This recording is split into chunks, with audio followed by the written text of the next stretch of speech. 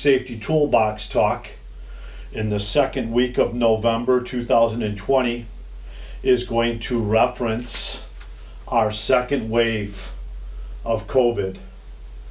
As a company, as a nation, as a world, we've been aware of in dealing with this virus since mid-March of this year, about 7 months. We've all seen the numbers, we've heard the numbers, we're watching the news.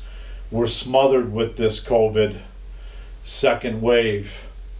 Recently here in Chicago, amongst 38 other states, the numbers are rising as we start closing our windows and doors and heading inside for the winter months. We've had a spike in calls on our projects, whether it's a subcontractor or one of our people with symptoms. Fortunately, we haven't had a lot of positives in our organization. I believe we've had 5 or less in the last 7 months. But there is a spike today. Management thought it would be wise for us to talk about what's been going on in these past 7 months.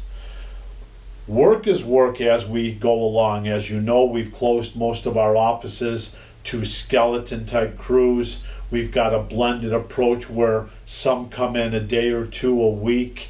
The rest of the time they're working remote. We're all trying to social distance. We're all trying to wear these masks at all times, whether you're in public, whether you're with groups of people, whether you're in the offices. It's truly the best practice. Hygiene is of the utmost importance for all of us, and being aware of our surroundings is very important. Our discussions today should include a case-by-case scenario. We are following the CDC requirements. If Tony Baca is exposed, I am immediately off for 14 days. I've been tested positive. I'm home for 14 days. CDC doesn't say I have to be retested before I come to work. Some of them do, some of them don't.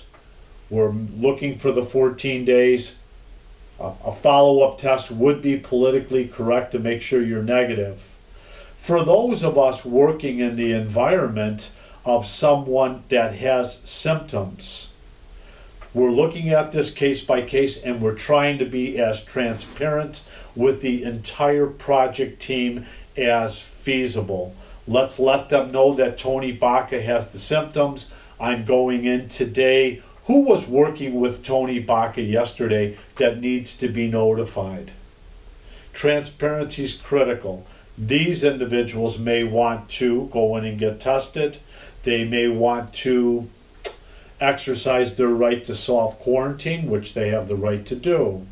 There's a lot of different scenarios that have come in on jobs where you have people working in the same corridors and there's a lot of exposure, and the reaction has been anywhere from complacency to a very, very abrupt, I'm taking 14 days off to recoup. What else has happened in this mix is there is a lot of emotional stress, whether it's depression or potentially an addiction. We want you to know here at Berglund that we're here for you. Anything that we can do to help in these scenarios, we are a team, we are a family. We're going to get through this together. We all know what the city of Chicago is requiring. We all know the postings on all of our jobs say social distancing, wear a mask, protect personal hygiene, know your work environment. Each and every day is going to get better. Each and every day we're becoming more familiar with what we have to do to protect ourselves, protect our families, and protect our coworkers. So this week, once again, let's take a hard look at our own practices and improve on what we think we might be weak at. Let's have a safe day. Let's have a safe week. Thank you.